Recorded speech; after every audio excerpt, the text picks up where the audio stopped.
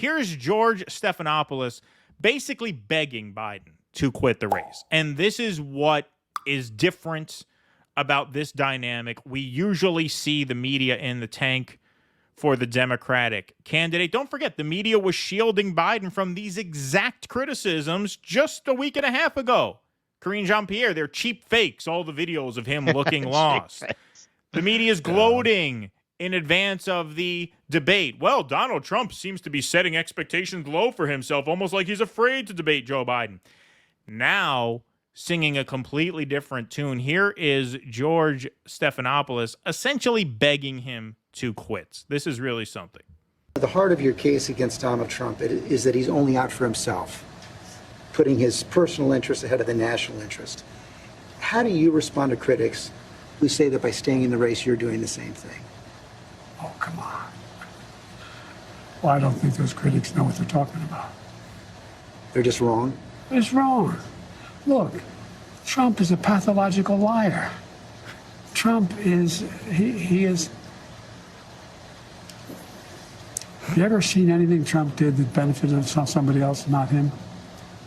Well, actually, yes. The First Step Act did actually help unfuck over a lot of the people who you fucked over with your crime bill. So that would be one thing. Yes. Good point, Charles. Yes, indeed. Yeah, good point, Charles. That should be a sound drop, actually. That really should. Good point, Charles. Good point, Charles. So I left that in for this. So here we go. He turns up the heat under him now. If you can be convinced that you cannot defeat Donald Trump, will you stand down? It depends if the Lord Almighty comes out and tells me that, I might do that. Well, I mean, on a more practical level, Washington Post just reported in the last hour that Senator Mark Warner is assembling a group of senators together to try and convince you to stand down because they don't think you can win. Well, Mark is a good man. We've never had that. He also tried to get the nomination, too.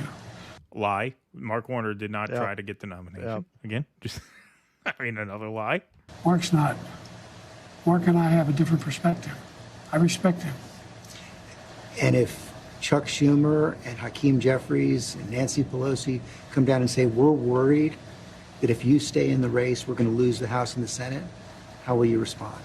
I go into detail with them. I've spoken to all of them in detail, including Jim Clyburn. Every one of them. They all said I should stay in the race. Stay in the race. No. James Clyburn was supposed to appear on one of the Sunday morning shows this week. He canceled because he was probably going to go out there and shill for Biden. And then my speculation is that he got invited on that Hakeem Jeffries call and decided he should keep his mouth shut until they come up with some kind of plan. Yeah. Right? I don't know that's what happened, but he canceled an appearance on the Sunday morning show. No one said, none of the people said I should leave. But if they do? Well, it's like, they're not going to do that. You sure? Well, yeah, I'm sure. Look. They're going to do that. This is my theory. At a certain point, they are going to do that. And he is not going to have a choice but to listen to them when they do. That's how I think this is going to happen. And I think it's going to happen either this week or next week. I don't think it's going to be that long. My bet is it goes full Scarface with the table full of blow and the machine gun. Me, my little friend. All right. Well, we have a wager going. We've made it interesting. I mean, if the Lord Almighty came out and said, Joe, get out of the race, I'd get out of the race. The Lord Almighty's not coming down. What do you mean he's not coming down? I thought you're a man of God. What's all this shit talking the Lord Almighty? He's not coming down. Don't you guys think he's coming down? Isn't that the whole point? These hypotheticals, George. But it's not that hypothetical anymore. I grant that they have not requested the meeting, but it's been reported. I've met with them. I've met with a lot of these people. I've talked with them regularly. I had an hour conversation with Hakeem. I had more time with that than Jim Clyburn. I spent time with many hours off and on the last little bit with Chuck Schumer. It's not like I had all the governors.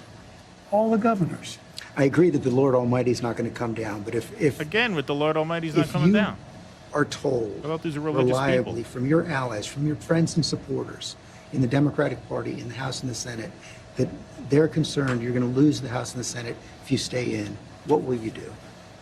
I'm not going to answer that question. It's not going to happen. You know, I've heard from dozens of your supporters over the last few days, and a variety of views, I grant you that. But the prevailing sentiment is this. They love you.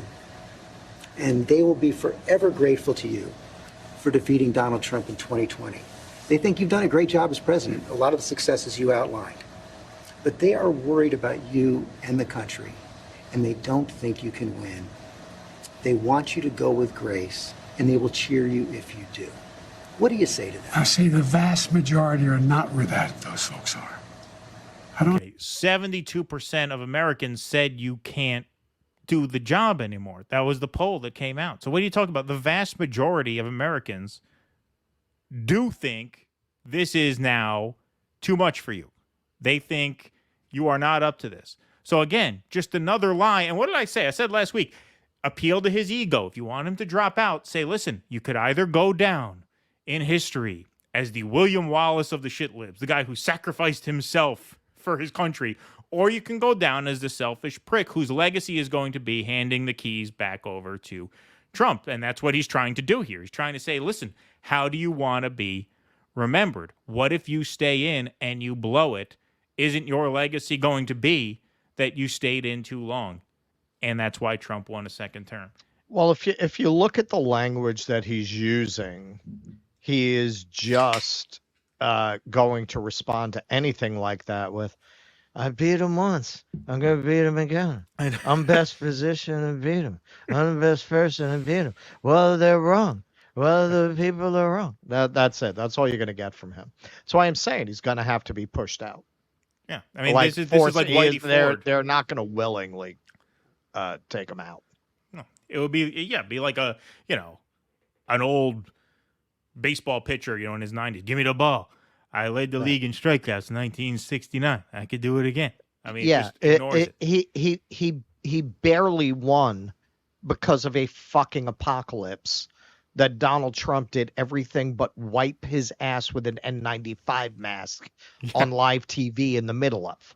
Right. That is the only reason you won. If Donald Trump, we've talked about this, if Donald Trump had just said, yeah, it's tough for people out there, I feel really bad. People should be careful. You'd be president right now. Of course. He'd be finishing up his second term. Yep. No doubt. And those same circumstances meant that Joe Biden, not only did Trump handle that in such a way that inspired no confidence in people that Trump could do a second term, but it prevented a campaign from happening. Biden didn't have to campaign. Now look at Biden when he actually has to go out and campaign. Right. I doubt there's some folks there. Have you ever seen a group at time when elected officials running for office aren't a little worried? Have you ever seen that? I've not. Same thing happened in 2020. Oh, Biden, I don't know, man. What's he going to do? He may bring me down. He may. Mr. President, I've never seen a president at 36% approval get reelected. Begging him. Well, I don't believe that's my approval rate. That's not what our polls show. Well, it is. And if you stay in and Trump is elected, Watch this. and everything you're warning about comes to pass, how will you feel in January? I feel as long as I gave it my all and I did the goodest job as I know I can do. That's what this is about. First of all, the goodest job. Is about. Yeah, the goodest job I know I can do. That's what this is about. No, that's not what this is about. That's what people are trying to tell you. What people are trying to tell you is that, no, this is not about you doing the best job you can do. He wants a participation trophy. Right. This is not about you giving it your all. That's not what this is about. This is about stopping Hitler, according to these people. I'm not really invested in what happens, obviously. But that's what people are telling you. That's what people who are rooting for you are thinking is at stake here. And you are going to come here and say, well, if I lose, as long as I gave it my all, I'll be satisfied with that. Again, the narcissism of that, the selfishness of that. And here you have George Stephanopoulos do everything but beg him to quit, and it just does not get through. He's a stubborn old fuck. Well, that tells you something about his core character that he would even think to answer that question that way. Like, yes, they're presenting it that Donald Trump is an existential threat to democracy.